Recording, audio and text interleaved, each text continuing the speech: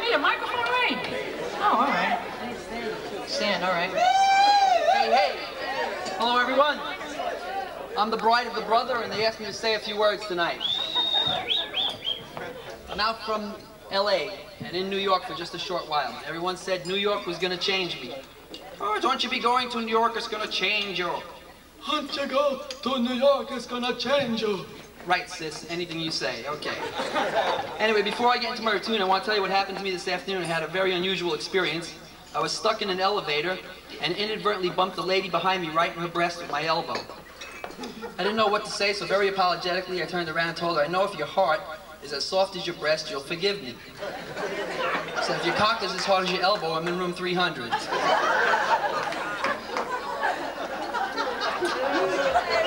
Anyway, a very funny thing happened. I was standing out here changing, and there was this little kid standing there, and he was crying.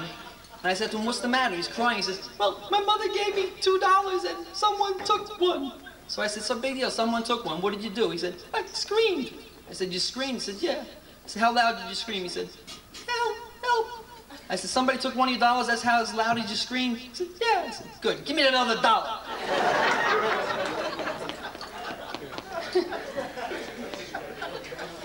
Anyway, I want to get one thing straight off the bat. I'm not a comedian, I'm an actor.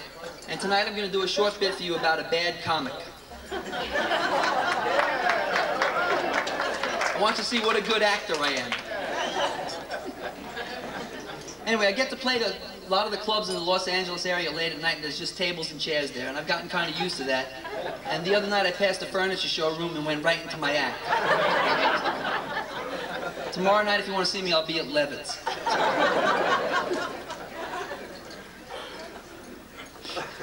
Anyway, I come from a household of strange observations. Just to give you an idea, like, what this household was like. We'd be watching a scene on TV, and there's a guy jumping off a building, and instead of my mom saying something like, oh my God, that poor individual, she'd say, you know, you always see a scene like that, and the guy jumps off the building, and you hear, ah! Says, what about those people on the sidewalk listening to, ah?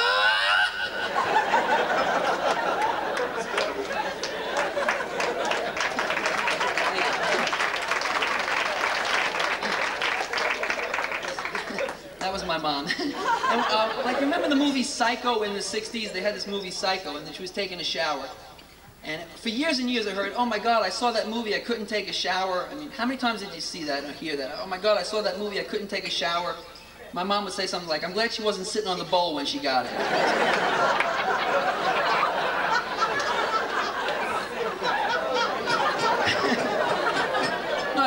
It was a strange household. It was a strange household. To give you an idea, like, I called my mom the other day. I said, what's going on? She said, I'm trying to sell the car. I said, so what's the problem? She says, it has 40,000 miles on it.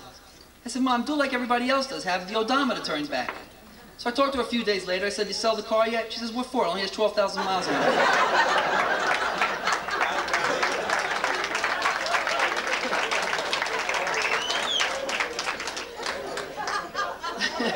Terrible cook, though, too.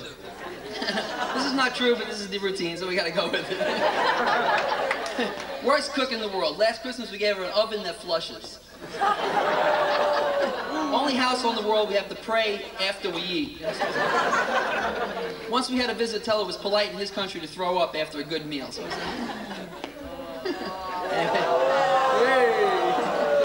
that means they're listening, folks. When they boo, that means they're listening. Give you an idea of my dad, what kind of a bad guy this was, too. A bad gambler. He'd like wake up in the morning and tell us, listen, live life to the fullest. Get the most out of every minute, and then you go back to sleep.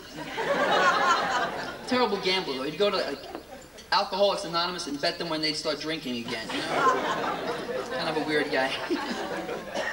My sister's no better, though. 9 years old, comes running in the house, says, what are these for? She has a box of deodorant tampons. I said, oh, come on, don't be asking me these questions. She says, no, come on, what are they for? I said, well, they prevent you from smelling. So the whole rest of the week she's walking around with 2 of them stuck up her nose. Very sad. No one said comedy was pretty, folks. Yeah. Anyway, I know a lot of comics dwell on television. I don't like to watch too much TV because it has a big impact on me.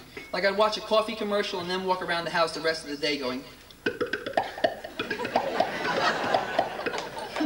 Anyway, TV's too unrealistic. I could have this show Little House on the Prairie. Where did Michael Landon find a hair blower in 1840? I was looking for this. They have this show, The Monument to Entertainment, The Family Feud. The other night had a Mormon family on there. It says, this is my wife Sarah, this is my wife Ethel, this is my wife Bertha.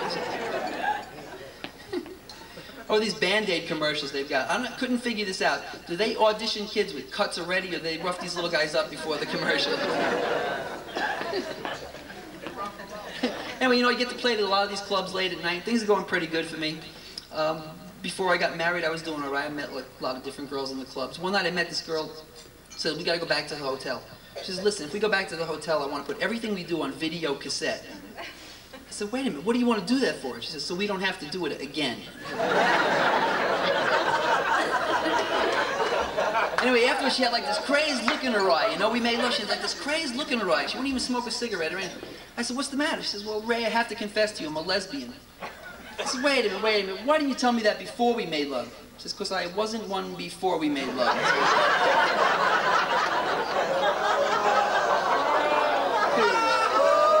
was going to say you had to be there, but believe me, you're lucky. Nothing goes good for me, though. The other night I saw my doctor. I had like this minor operation. I asked the doctor, am I going to be all right? He says, how are we feeling? I said, I'm doing okay. He says, how are we doing? I said, I'm doing okay. And then I got the bill. I said, how much are we going to chip in for this?